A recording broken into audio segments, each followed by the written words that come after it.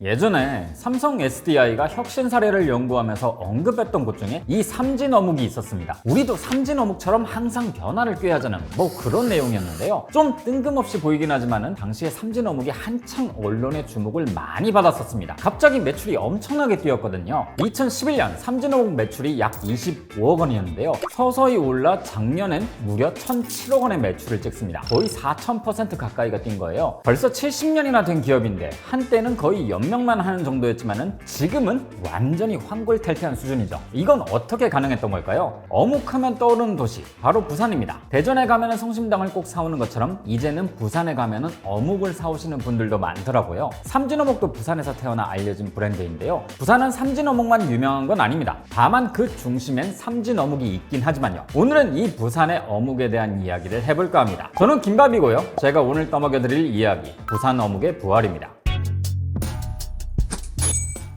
어묵은 생선살을 발라서 뭉쳐서 만든 음식입니다. 이런 건 세계 어딜 가도 쉽게 볼 수 있죠. 피쉬볼이나 생선 완자 같은 것들이 떠오르는데요. 아시아권은 물론이고 노르웨이나 스웨덴 같은 스칸디나비아 국가에서도 볼 수 있습니다. 우리나라 어묵에 대한 첫 기록은 조선 숙종시대 때까지 거슬러 올라갑니다. 진현의궤에 생선숙편이라는 음식이 등장하는데요. 생선 으깬 것에 녹말가루와 참기름, 간장을 넣고 섞은 후에 틀에 넣고 쪄낸 다음 잣가루를 넣은 간장에 찍어 먹는다고 설명되어 있죠. 우리가 먹는 어묵과는 좀 다르긴 하죠. 만들기가 번거로워서 그런지 민간에는 전파되지 못하고 왕이 먹는 음식에서 그치게 됩니다. 우리가 먹는 이런 어묵은 아시다시피 일본에서 유래됐습니다. 강화도 조약 이후 우리나라로 이주하는 일본인들이 늘어났고 이때 일본 음식도 함께 들어왔는데요. 이 중엔 어묵도 있었습니다. 왜 이렇게 생긴 걸 우리말로 하면 어묵, 일본어로 하면 오뎅이라고들 하잖아요. 하지만 오뎅이란 말은 틀린 표현입니다. 일본에선 이런 걸 가마모코라고 그러거든요. 일본에서 오뎅을 달라고 하면 어묵이 아니라 오뎅탕 같은 요리가 나옵니다. 이 이야기를 잠깐 해드릴게요. 일본의 옛 요리 중에서는 미소 덴가쿠라는 게 있습니다. 꼬치에 끼운 두부에다가 일본 된장을 발라서 구운 요리인데요. 17세기 에도 시대 때부터는 두부 말고도 다양한 재료를 꼬치에 꽂아 만들어 먹기 시작했습니다. 무, 곤약, 가지, 토란, 가마보코 같은 걸 빼어 먹었는데요. 이 중에서 가마보코가 바로 우리가 아는 어묵입니다. 그리고 이 꼬치들을 간장에 졸여서 먹기도 했는데요. 이게 간사이 지방으로 건너가면서 다시마 국물에 넣어서 삶아 먹는 형태로 발전하게 됩니다. 이쯤 되니 좀 익숙한 요리 같죠? 오뎅탕 같이 생긴 이 요리 자체를 바로 오뎅이라고 부릅니다. 정리하자면은 어묵은 오뎅을 말하는 게 아니라 가마보코를 말하는 거죠. 일제강점기 당시 우리나라에도 어묵 공장이 많았습니다. 항구 도시를 중심으로 형성이 됐는데 부산이 대표적이죠. 부산이 어묵의 도시가 된 건 지리적 특성 때문이었습니다. 바다를 끼고 있기도 했지만은 일본인들이 대거 이주하면서 정착한 첫 번째 도시거든요. 덕분에 어묵도 빨리 자리를 잡을 수 있었죠. 부산 부평 깡통시장 아시나요? 여기는 1910년에 개장한 전국 최초의 공설시장인데요. 1924년 조선 총독부에서 발행한 조선의 시장이라는 책에서 이런 이야기가 나옵니다. 부평시장은 쌀, 어묵, 채소, 첨가물 등이 주종을 이뤘다. 어묵이 전국적으로 퍼지기 이전부터 부산은 어묵의 주력 생산지였던 겁니다. 해방이 되고 일본인들이 한국을 떠나자 어묵 공장들도 텅 비게 되는데요. 여기서 일하던 우리나라 사람들이 공장을 이어받아서 어묵 생산을 하게 됩니다. 동시에 우리나라 사람이 세운 최초의 어묵 공장도 문을 열게 되죠. 바로 동광식품. 이 시기를 기점으로 어묵의 시대가 열리게 됐어요.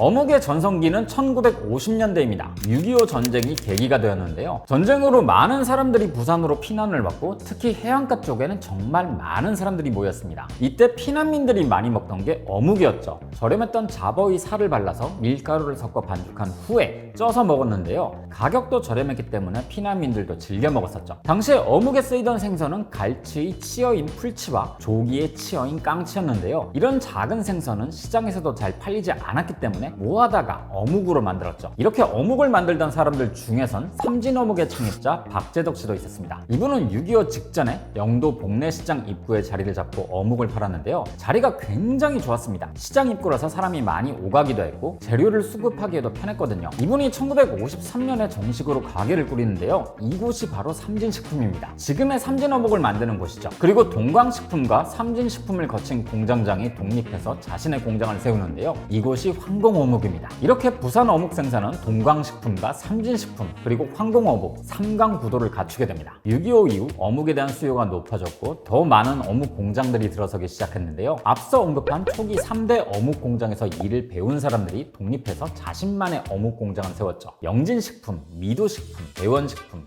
효성식품, 모래사 등등. 지금도 어묵을 만들고 있는 이곳들이 전부 60년대에 세워진 곳들입니다. 1960년대 어묵이 대중화되기 시작했지만 이때까지만 해도 다 오뎅이라고 불렀습니다. 그런데 당시 사회 분위기는 일본어의 잔재를 없애야 한다는 움직임이 활발했어요. 벤또를 도시락으로, 다라이를 대야로 바꾸는 등 실제로 많은 변화가 있었죠. 어묵도 이 과정에서 탄생한 말입니다. 하지만 오뎅이란 말은 지금도 여전히 쓰이고 있긴 하죠. 1980년대 어묵은 아이들 간식부터 어른들의 술안주까지 다 커버하면서 완전히 대중적인 음식으로 자리를 잡게 됩니다. 여기엔 가성비도 한몫을 했죠. 그런데 큰 위기가 연이어 찾아옵니다. 첫 번째 위기는 대기업의 게맛살 생산이었죠. 1982년 오양수산이 게맛살을 출시한 이후 한성기업, 사모물산, 천인식품과 같은 큰 기업들이 잇따라서 게맛살을 출시하는데요. 문제는 게맛살이 너무 잘 팔리니까 생선값이 올라갔다는 겁니다. 게맛살은 게살이 아니라 명태나 대구살 같은 생선살로 만듭니다. 그런데 이런 생선들은 어묵에도 쓰이거든요. 게맛살이 엄청나게 팔리기 시작하니 원재료 값에 영향을 주기 시작한 거죠. 사실 게맛살에 등장한 재료 수급 문제 그 이상의 의미가 있습니다. 원양어업을 하던 대기업들이 가공산업에 뛰어들었던 것 자체가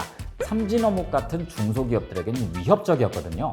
그동안 어묵은 부산의 영세 기업들이 만들던 제품이었습니다. 이 작은 기업들에게 생선을 공급하던 기업들이 바로 이런 오양, 한성, 사모, 동원 같은 대기업들이었죠. 그런데 이젠 자기들이 잡은 생선으로 가공산업까지 손을 대니까 삼진식품 같은 작은 기업들은 치명타를 맞는 거죠. 또 비슷한 시기에 일부 중소기업들이 낙후된 설비로 어묵을 만들면서 대장균이 검출됐고 대기업의 어묵은 더더욱더 신뢰를 얻게 됩니다. 이 부산 어묵의 암흑기는 1980년대 후반부터 90년대에 이를 때까지 계속됐고 그 사이에 수많은 어묵 기업들이 사라졌습니다. 황공어묵은 90년대 후반에 부도를 맞았다가 이후에 부활을 했고 동광식품도 이때 잠깐 맥이 끊겼죠. 여긴 나중에 창업주의 손자가 다시 사업을 이어나가긴 했거든요. 동광식품처럼 별다른 수가 없었던 기업들은 거의 다 이때 폐업을 맞이합니다. 그럼 현재 부산을 대표하는 어묵 기업인 삼진어묵은 어땠을까요? 그나마 숨은 붙어 있었는데요. 여기도 상황이 그렇게 좋진 않았습니다. 2000년대 들어 삼진어묵 박종수 대표의 건강도 나빠지기 시작했거든요. 이때 삼진어묵도 동광식품처럼 3세가 나서게 됩니다. 미국에서 회계 공부를 하던 박종수 대표의 아들이 급히 한국에 들어오게 된 거죠. 미독하다는 아버지 대신 가업을 잇기 위해서였습니다. 이 사람이 현재 삼진어묵의 박용준 대표죠. 이때 회사를 좀 살펴보니까 그야말로 처참한 수준이었다고 합니다. 때가 2011년이었는데요. 수기로 주문과 장부를 관리하고 있었고 대출은 또 너무 많고 공장은 제대로 돌아가지도 않는데 거래처는 너무 적었던 거죠. 그렇다고 뭐 뾰족한 수가 있었던 건 아니었습니다. 그냥 새로운 거래처를 뚫기 위해서 어묵을 들고 직접 돌아다녔죠. 근데 이미 부산 어묵이란 것만으로는 어필하기가 힘든 상황이었습니다. 우리가 부산 지역에서 제일 오래된 전통이 있는 어묵 회사다. 뭐 이런 이야기가 그렇게 큰 메리트는 아니었거든요. 이미 다른 거래처들도 오래된 어묵 기업들과 거래를 하고 있었으니까요. 그리고 사실 어묵은 어디까지나 부재료기 때문에 어묵 거래처에서 그렇게 큰 신경을 쓰진 않았을 겁니다. 그렇다고 이렇게 이도저도 아닌 채로 머무를 순 없으니까 뭔가를 해보긴 했는데요. 처음엔 잘 안 됐다고 합니다. 그러다 작게 온라인 쇼핑몰을 열었는데 그게 의외로 좀 팔리고 소셜 커머스에 올렸더니 좀 더 팔리고 이런 식으로 매출을 늘려나가다가 재밌는 걸 하나 시도하죠. 바로 어묵 베이커리. 백화점이나 복합 쇼핑몰에서 이 매장 보신 적 있으실 텐데요. 그냥 어묵이 아니라 어묵을 다양한 스타일로 변형해서 팔기 시작한 겁니다. 어묵 크로켓, 단호박 어묵, 연근 어묵, 베이컨 마리 등 다른 베이커리들처럼 오픈 키친 형태의 조리 공간을 만들고 소비자들이 직접 어묵을 고를 수 있게 했죠. 일단 만드는 과정을 투명하게 볼 수 있게 했으니 위생적이라는 신뢰가 생겼어요. 또 보통 어묵은 다 만든 뒤에 차갑게 유통을 하는데 이렇게 하면 갓 만든 따뜻한 어묵도 팔 수 있으니까 전략이 아주 좋았습니다. 이게 전국 각지로 퍼져나갔고 지금은